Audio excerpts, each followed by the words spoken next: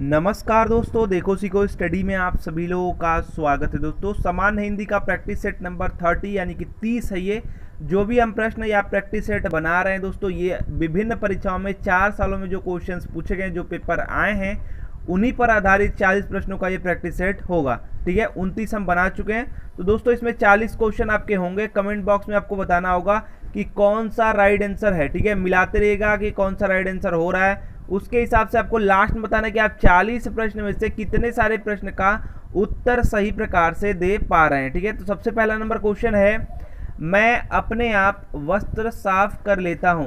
इस वाक्य में कौन सा सर्वनाम है? इस वाक्य में कौन सा सर्वनाम है, आपको बताना है। जिन लोगों को याद है बता सकते हैं, समझ में आ रहा है बता सकते हैं क्या राइट आंसर होगा। तो ध्यान दीजिए, यहाँ पर मैं अपने आप जो है वस्त्र साफ, या अपने आप जो है ना, ये निजवाचक जो है, निजवाचक है। ठीक है, सर्वनाम जो है ये कौन सा है? निजवाचक। Option number C. जैसे कि आपका दे देगा स्वयं या फिर अपने आप, ये सब दे देगा, या खुद ही मैं धो लूंगा, ऐसे तो ये सब जो है आपका निजवाचक है। ठीक है, नेक्स्ट बात करेंगे, आचार्यों ने कहा है कि अहिंसा ही परम धर्म है। फिर उसके में क्या बताया कि संरचना के आधार पर आपको वाक्य का भेद बताना है। वाक्य का भेद बताना है। बताइए जिन लोगों को समझ में आ रहा है, वाक्य का कौन सा भेद है। देखिए, मैंने बताया था कि की से आप पकड़ सकते हैं। यहाँ पर की से मिश्रित या मिश्र वाक्य है। मैंने कई बार ये एग्जाम्पल दिया है, बता सकते थे आप। ठीक है, option number D right answer हो जाएगा। दोस्तों, मिलाते रहिए कि आपने 2 क्वेश्चन में से कितने सारे क्वेश्चन का सही आंसर किया है। ऐसे ही मिलाते रहिए, काउंट करते रहिए, लास्ट में आपको बताना है। नेक्स्ट है, आपने बुलाया होता तो हम अवश्य आते। अर्थ के आधार पर वाक्य भेद है। अर्थ के आधार पर इसमें वाक्य भेद क्या है? तो ध्यान दीजिएगा दोस्तों, सभी लोग पहले आंसर दे लीजिए, उसके बाद ही आंसर को देखा करिए हमारे, जिससे आप गलती करेंगे तो आपको पता चलेगा कि हाँ यहाँ गलत हो रहा है, इतने सारे क्वेश्चन में से गलत हो रहे हैं, तो बाकी याद होते जाएगा आपको। ठीक है, कि इसके बाद आप गलती नहीं करेंगे। तो देखिए, अर्थ के आधार पर जो है वाक्य के भेद 8 होते हैं दोस्तों। ठीक है, 8 होते हैं। और यहाँ पर अगर आप ध्यान दें, आपने बुलाया होता तो हम अवश्य आते, यानी हम जो आते वो पहले जो है आपके जो है वाक्य पर निर्भर कर रहा है। हम अवश्य आते जो है, अगर आपने बुलाया होता, अगर तोड़ के देखें तो। ठीक है, तो यहाँ पर दोस्तों ये क्या कहा जा रहा है, ये संकेत दिया जा रहा है, संकेत वाचक है। ठीक है, संकेत वाचक भेद है। Option number C right answer हो जाएगा। मिलाते रहिए कितने सारे क्वेश्चन आपने सही किए हैं।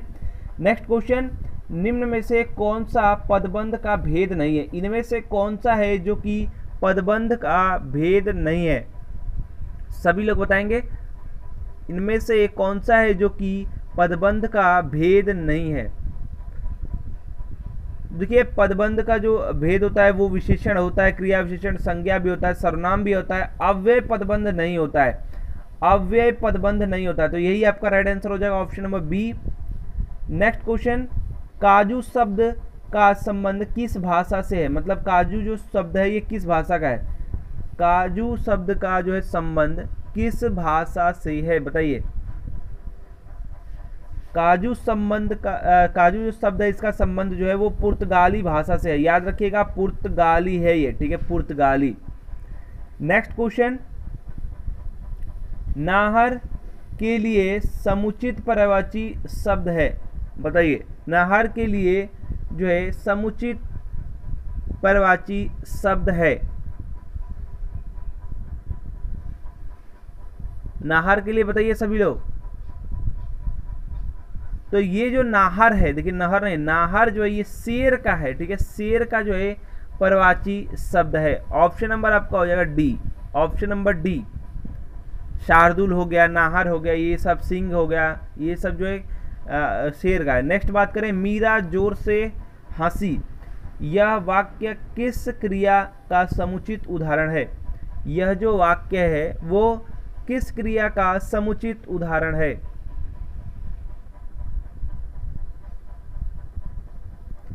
जो ये वाक्य है इसमें किस क्रिया का समुचित उदाहरण है? तो देखिए, हंसना जो है ना ये कोई क्रिया नहीं है। ठीक है, आप कई बार सो रहे हैं, ये हंस रहे हैं, ये सब क्रिया नहीं है। ठीक है, अकर्मक जो है क्रिया का उदाहरण है। ठीक है, अकर्मक क्रिया। नेक्स्ट बात करेंगे, निम्न में से कौन विराम चिन्ह का प्रकार नहीं है? इनमें से कौन सा है जो कि विराम चिन्ह का प्रकार नहीं है? इनमें से कौन सा है जो कि विराम चिन्ह का प्रकार नहीं है?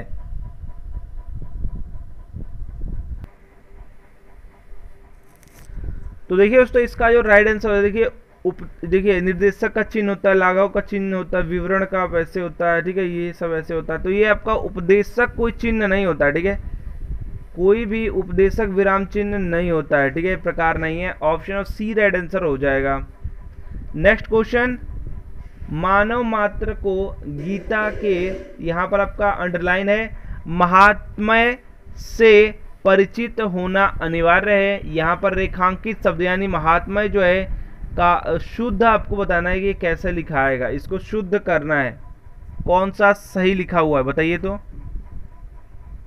ऑप्शन के हिसाब से कौन सा सही लिखा हुआ है?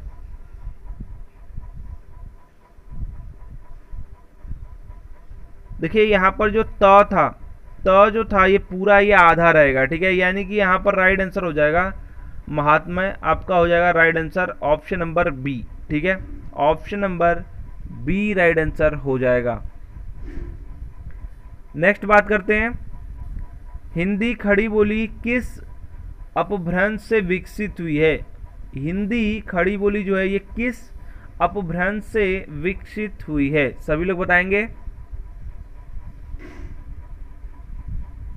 सभी लोग कमेंट बॉक्स में बताएं। बहुत बार ये आ चुका एग्जाम में, बहुत ही इंपॉर्टेंट है। सौरसेनी से दोस्तों याद रखिएगा, सौरसेनी से अपभ्रंश से जो है विकसित हुई है हिंदी खड़ी बोली, बहुत ही इंपॉर्टेंट है। नेक्स्ट बात करेंगे, जिन शब्दों की उत्पत्ति का पता नहीं चलता उन्हें कहा जाता है। कई बार मैंने बताया, कई बार, एक दो बार नहीं, और आया भी कई बार एग्जाम में है। अगर हमको उत्पत्ति का पता नहीं चलेगा उसको हम कह देंगे देशज, ठीक है। विदेशी रहेगा मतलब दूसरे देश की भाषा रहेगी, विदेशज कह देंगे। तत्सम यानी संस्कृत ज्यों का त्यों रहेगा, तत्सम हो जाएगा। तद्भव मतलब कि संस्कृत और उसके बाद अर्ध तत्सम आता है, उसके बाद तद्भव आता है, ठीक है। तो संस्कृत से घिस पिट के कुछ और उसका रूप हो गया होगा तो उसको तद्भव कर देंगे, यानी हिंदी वाला, संस्कृत वाला हिंदी वाला। और विदेशी है ये, मतलब ये देशज जो है इसका पता नहीं चलता कि, ठीक है, लेकिन आप देखें खाटी भाषा रहता है। ऑप्शन नंबर आपका जो हो जाएगा वो हो जाएगा बी। नेक्स्ट बात करें, शैतान की आंत, इस मुहावरे का जो है उपयुक्त अर्थ क्या होता है बताइए। शैतान की आंत जो मुहावरा उपयोग किया जाता है उसका मतलब क्या होता है? सभी लोग बताएंगे इसका मतलब क्या होता है। देखिए इसका मतलब ये होता है कि बहुत लंबी वस्तु, ठीक है, शैतान की आंत, ठीक है, बहुत लंबी वस्तु, यानी ऑप्शन नंबर जो है बी राइट आंसर हो जाएगा, ठीक है। चलिए नेक्स्ट क्वेश्चन है, प्रत्येक के द्वारा अप्रत्यक्ष का चमत्कारपूर्ण वर्णन किस अलंकार के लक्षण है? बोल रहा है प्रत्यक्ष द्वारा अप्रत्यक्ष चमत्कारपूर्ण जो है वर्णन किस अलंकार का लक्षण है बताइए तो, सभी लोग बताएंगे। अनुमान अलंकार का दोस्तों, अनुमान अलंकार के लक्षण है, ठीक है, प्रत्यक्ष द्वारा अप्रत्यक्ष का चमत्कारपूर्ण वर्णन, ठीक है। नेक्स्ट बात करेंगे, द्विवेदी युगीन रचना जय भारत के रचनाकार हैं। जय भारत के रचनाकार कौन है? कमेंट बॉक्स में बताइए, बहुत ही इंपॉर्टेंट है, बहुत ही इंपॉर्टेंट है। तो दोस्तों इसका जो राइट आंसर हो जाए, जय भारत जो रचना है वो है, ये खंड काव्य है, ये जो है आपका मैथिली शरण गुप्त जी का है, ठीक है। और द्विवेदी जी की बात करें तो द्विवेदी जी का जो है रचना वो है नाट्यशास्त्र आपका है रसज्ञ रंजक, ठीक है, ये जो है खंड काव्य है महावीर प्रसाद द्विवेदी जी का। और बाल मुकुंद गुप्त जी का जो है, बाल मुकुंद गुप्त जी की जो रचना है वो है शिव शंभू का चिट्ठा, ठीक है, शिव शंभू का चिट्ठा।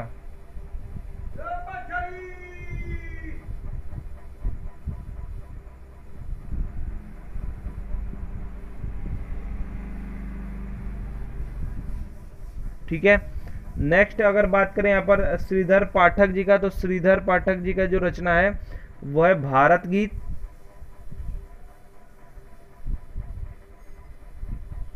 और आपका ये सब एग्जाम में आया हुआ इसलिए मैं बता रहा हूं, वानष्टक, वानष्टक, ठीक है, ये है, ठीक है। और आपका गुणवंत हेमंत भी है। नेक्स्ट बात करेंगे, कबीर ने समाज सुधार के अंतर्गत किसका उपदेश नहीं दिया? कबीर जी ने, या गुरु संत कबीर कहते हैं, ने क्या क्या समाज सुधार के अंतर्गत किसका उपदेश नहीं दिया, वो आपको बताना है। पुरुष की समानता का उपदेश इन्होंने नहीं दिया है, ठीक है। इनके उपदेश में आपको स्त्री पुरुष की समानता नहीं मिलेगा। तो आयोग के हिसाब से जो आंसर हो जाएगा वो ऑप्शन नंबर सी हो जाएगा। नेक्स्ट बात करेंगे, जैसी द्वारा रचित पद्मावत, अभी फिल्म भी बन चुकी है इस पर, निम्न में से क्या है?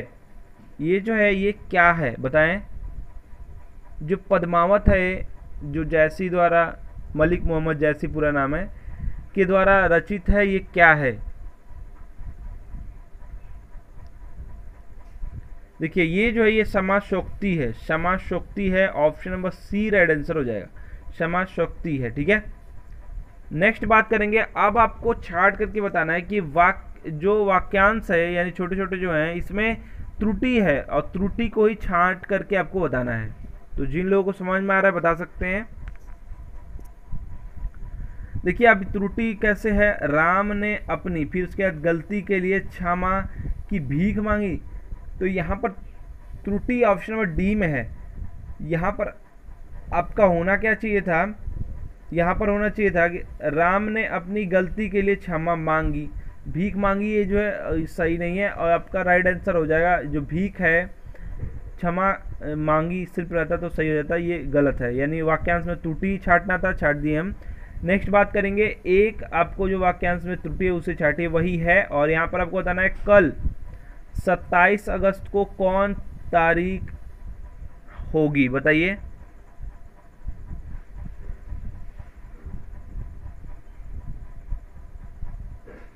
सभी लोग बताएंगे।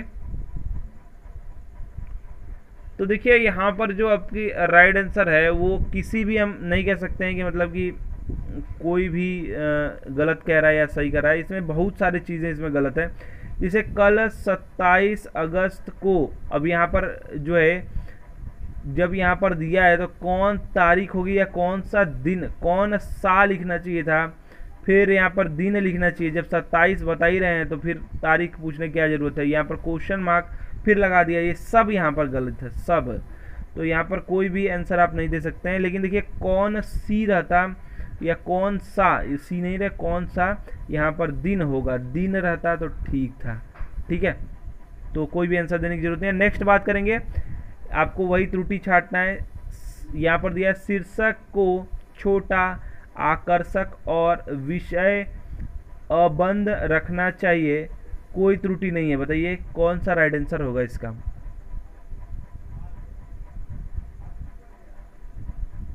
देखिए अबंध नहीं, संबंध रखना चाहिए। तो अबंध नहीं, आपका राइट आंसर हो जाएगा ऑप्शन नंबर सी जो है यहाँ पर त्रुटि है, संबंध रखना चाहिए। नेक्स्ट बात करेंगे, यहाँ पर यही त्रुटि वाला ही छाटना है आपको। समय का सदुपयोग द्वारा, समय का सदुपयोग द्वारा मनुष्य देवता बन जाता है। सभी लोग बताएं इसका राइट आंसर क्या हो जाएगा। कहाँ त्रुटि है उसको छाटिए।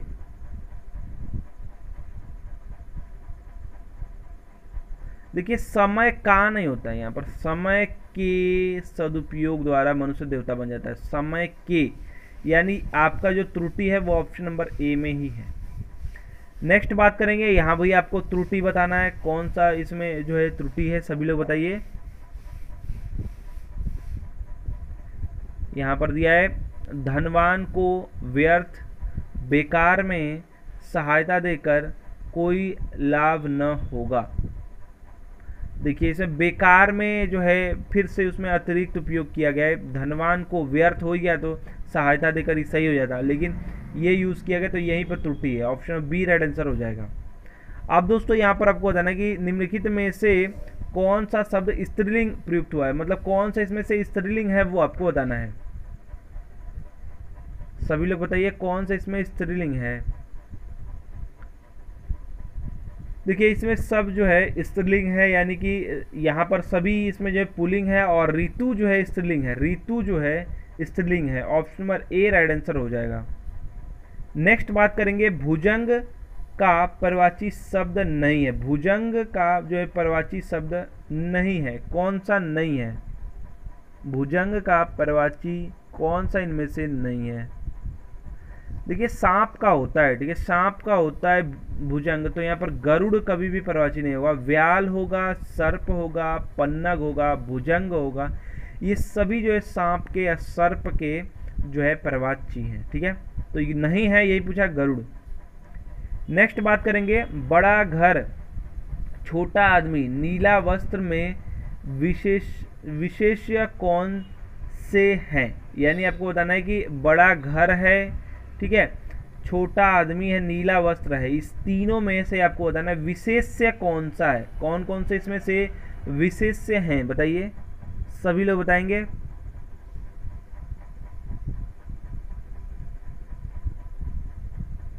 विशेष से छाटना है, ध्यान दीजिए, विशेषण हो जाएगा बड़ा, छोटा, नीला, और विशेष से पूछा यानी घर, आदमी और वस्त्र। घर, आदमी और वस्त्र, option number C right answer हो जाएगा। नेक्स्ट बात करेंगे, वाच्य होते हैं। वाच्य कितने प्रकार के होते हैं ये आपको बताना है। वाच्य जो हैं ये कितने प्रकार के होते हैं? मैंने आपको बताया था वाच्य जो हैं ये 3 प्रकार के होते हैं। पहला आपका कृतवाच्य, ठीक है, कर्ता के आधार पर। दूसरा ये जो है री वाला है, ठीक है, लिख नहीं पा रहा हूँ, कृतवाच्य। दूसरा आपका कर्म या कर्मवाच्य, ठीक है। तीसरा आपका भाववाच्य। तो ये आपके 3 प्रकार होते हैं वाच्य के, ठीक है। नेक्स्ट बात करेंगे, निम्न में से भाववाच्य बताइए। इनमें से भाववाच्य आपको बताना है, जिन लोगों को समझ में आ रहा है बता सकते हैं। भाववाच्य इनमें से कौन सा है? तुम फूल तोड़ोगे, अब चला जाए, बच्चे खेल रहे हैं, पुस्तकें लिखी जाएंगी। देखिए चला जाए ये जो है भाववाच्य है, ठीक है, मन में ये भाव आ रहा है, समझ में आ रहा है। अब चला जाए, मेरे से उठा नहीं जाता, ये सब जो है भाववाच्य है। ऑप्शन बी राइट आंसर हो जाएगा। समुच्चय बोधक को कहते हैं। समुच्चय बोधक को क्या कहते हैं बताइए तो।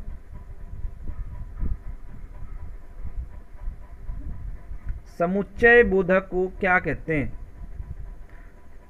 समुच्चय बोधक को कहते हैं अविकारी शब्द या अविकारी, ठीक है। कहते हैं ये 2 वाक्यों को जोड़ने का कार्य करता है, और सदैव जो है ये आपका अविकारी रहता है, यानी कि ये परिवर्तित नहीं होगा। जैसे मान लीजिए और से जोड़ दिया किसी सेंटेंस को, या से जोड़ दिया, अथवा से जोड़ दिया, ठीक है, तो ये सब होगा। लेकिन से जोड़ दिया, ठीक है, अतः, अतएव, ये सभी, इसलिए, मानो, यानो, ये सभी चीज़ों से। नेक्स्ट बात करेंगे, हिंदी में वचन होते हैं। वचन कितने होते हैं सभी लोग बताइए। हिंदी में वचन कितने होते हैं? तो सभी लोगों को याद रखना चाहिए, हिंदी में सिर्फ वचन 2 होते हैं, 2, एक वचन और बहुवचन, ठीक है, एक वचन और बहुवचन। Option number C right answer हो जाएगा। नेक्स्ट बात करेंगे, निम्न में सममात्रिक छंद का कौन सा उदाहरण है? सममात्रिक छंद का जो है कौन सा उदाहरण है? ऑप्शन में से बताइए सभी लोग। सममात्रिक छंद का कौन सा उदाहरण है? सममात्रिक यानी कि जो है इसका मात्रा समान रहेगा, चौपाई में होता है 16-16, ठीक है, जबकि आपका 2 हाथ सोठा ये सब अर्ध सममात्रिक छंद है, पहले और तीसरे में, दूसरे और चौथे में ये सब समान रहता है। नेक्स्ट बात करेंगे, सरस्वती का पर्यायवाची नहीं है। कौन सा है जो कि सरस्वती का पर्यायवाची नहीं है? सरस्वती का पर्यायवाची इनमें से कौन सा नहीं है? देखिए कमला जो है ये सरस्वती का पर्यायवाची नहीं है। वाणी, फिर वीणा, पाणी या फिर शारदा, ये सब जो है। तो दोस्तों बताइए कमला किसका पर्यायवाची है? कमेंट बॉक्स में सभी लोग बताएंगे कमला जो है ये किसका पर्यायवाची है अगर सरस्वती का नहीं है तो। नेक्स्ट बात करें, इच्छु का तद्भव रूप है, इच्छु का तद्भव रूप कौन सा है? सभी लोग बताइए, इच्छु का तद्भव रूप कौन सा है? इच्छु का तद्भव रूप है ईख। Option number C right answer हो जाएगा। ईख जो है इच्छु का तद्भव रूप है। नेक्स्ट बात करेंगे, रेलगाड़ी शब्द है, रेलगाड़ी जो है वो कौन सा शब्द है? सभी लोग बताएंगे रेलगाड़ी जो है ये कौन सा शब्द है? ठीक है, रेलगाड़ी जो है ये दो भाषाओं से मिलकर बनी है। रेल अलग है, रेल जो है ये विदेशज है या फिर कह सकते हैं कि अंग्रेजी का है, और गाड़ी जो है ये आपका हिंदी का है। तो यहाँ पर जो है आपका दोनों अगर मिला दिया जाएगा तो संकर कहते हैं। ठीक है, तो मिक्सिंग है ये। Option number D red answer हो जाएगा। नेक्स्ट बात करेंगे, थोक का पर्यायवाची है, थोक का पर्यायवाची इनमें से क्या है? बताइए, थोक का पर्यायवाची इनमें से क्या है?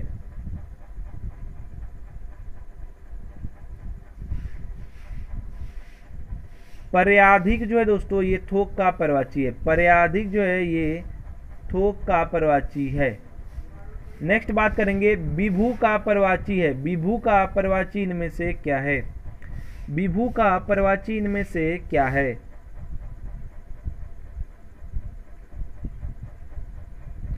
सर्वव्यापक और नित्य को विभू कहते हैं। ठीक है, ये पर्यायवाची है। Option number A right answer हो जाएगा। ठीक है, नेक्स्ट है, व्यास का विलोम शब्द है, व्यास का विलोम शब्द क्या होगा? व्यास का विलोम शब्द क्या होगा? सभी लोग बताएंगे। व्यास का जो विलोम शब्द होगा समास। ठीक है, और अगर बात करें संश्लेषण का विलोम तो विश्लेषण हो जाएगा, संक्षेप का जो है विस्तृत हो जाएगा, लघु का जो है दीर्घ हो जाएगा, ये गुरु हो जाएगा। ठीक है, व्यास का विलोम समास। नेक्स्ट बात करेंगे, छक्का पंजा करना मुहावरे का सही अर्थ, छक्का पंजा करना मुहावरे का सही अर्थ क्या होता है? सभी लोग बताइए। ओछी हरकत से कार्य सिद्ध करना, ओछी हरकत से कार्य सिद्ध करना या घटिया हरकत से। ठीक है, option number B right answer हो जाएगा। नेक्स्ट बात करेंगे, अधिमानता में प्रयुक्त उपसर्ग बताइए, अधिमानता में प्रयुक्त उपसर्ग बताइए। सभी लोग बताएंगे, अधिमानता में कौन सा उपसर्ग है? अधि है। ठीक है, मानता अलग होता है ना, अधि जो है लगा हुआ है। Option number C right answer हो जाएगा। नेक्स्ट बात करेंगे, दिए गए वाक्य में एक शब्द स्थूलांकित है, उस शब्द में प्रयुक्त उपसर्ग किस कोटि का है चिन्हित कीजिए। बता रहा है ये जो है मतलब उप प्रधानाचार्य। ठीक है, यहाँ पर बोल्ड में दिया हुआ है, विद्यालय का उप प्रधानाचार्य जिम्मेदार व्यक्ति होता है। ठीक है, इसमें बताना है कि कौन सा इसमें जो उपसर्ग या फिर तद्भव उपसर्ग कौन सा इसमें कौन सा लगा हुआ है। ठीक है, सभी लोग बताएंगे। देखिए, मैं उप मतलब क्या होता है? समीप होता है, छोटा होता है, ये सब याद रखिएगा, बहुत ही इंपॉर्टेंट, कई बार एग्जाम में आ चुका है उप का।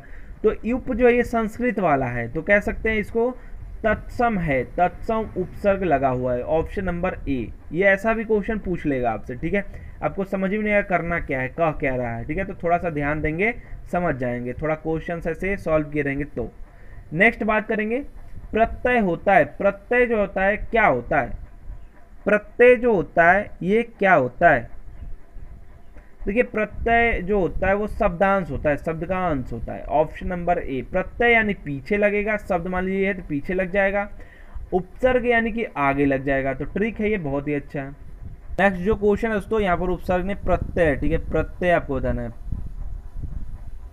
ठीक है, यहाँ पर बोला गया है, लोकसभा में मंत्रियों का पागलपन। ठीक है, ये बोल्ड में लिखा हुआ है, स्पष्ट दिखाई देता है। ये वाक्य है, वाक्य में स्थूलांकित जो आपका शब्द है उसमें आपको क्या बताना है? इसमें आपको बताना है प्रत्यय। उपसर्ग ये गलत प्रिंटिंग हो गया पेपर में, आपको बताना है कौन सा प्रत्यय इसमें लगा हुआ है। ठीक है, पागलपन में। सभी लोग बताइए। तो देखिए दोस्तों, यहाँ पर जो राइट आंसर हो जाएगा, देखिए यहाँ पर पन जो है, पागलपन में पन, ईया, ये सब जो है पन जो है आपका। देखिए यहाँ पर देशज और तद्भव में कंफ्यूजन हो सकता है, लेकिन ये तद्भव जो है प्रत्यय है। ठीक है, ये उपसर्ग नहीं है, प्रत्यय है। तद्भव प्रत्यय इसमें लगा हुआ है, ठीक है, जिसे आपका बचपन हो गया, ठीक है, पन वाला, तो ये राइट आंसर इसका ऑप्शन नंबर डी हो जाएगा। अब दोस्तों 40 क्वेश्चन आपके हो चुके हैं। कमेंट बॉक्स में बताइए कि आपने 40 क्वेश्चन में से कितने सारे क्वेश्चन का सही जवाब ईमानदारी के साथ दिया है। आशा करते हैं दोस्तों हमारा प्रयास, हमारा वीडियो पसंद होगा। वीडियो को अधिक से अधिक लाइक शेयर कीजिएगा। आपका लाइक शेयर और अच्छे अच्छे कमेंट ही हमें मोटिवेट करता है कि वीडियोस बनाने के लिए। हमारा वीडियो देखने के लिए आप सभी लोगों का फिर से बहुत बहुत धन्यवाद।